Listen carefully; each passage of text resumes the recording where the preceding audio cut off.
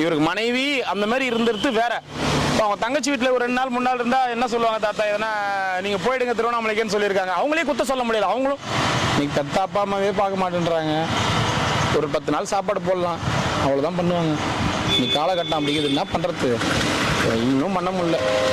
போகலாம் தாத்தா, கவலைப்படாத. என்ன போயிட்டு வரவா அப்படின்னு கேட்குறாரு தாத்தா. போயிட்டு பத்திரமா இருங்க, உடம்ப பார்த்துக்கிங்க. சரியா? சரி, போய் உட்காருங்க.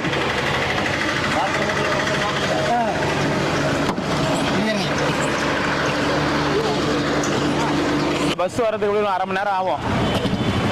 அரை மணி நேரம் ஆகும். இந்த இதில் காசு வந்து 1400 ரூபாய்க்குது. சரி, சாப்பிட்றதுக்கு 200 ரூபா வச்சுக்கோங்க. தாத்தா இதுனா காசு சேர்த்து வச்சுக்கிறேன். நீ சேர்த்து வச்ச காசா? சரி வச்சுக்கோ, பத்திரமா வச்சுக்கோ. எனக்கு கொடுக்குறியா காசு? எனக்கு கொடுக்குறாரா?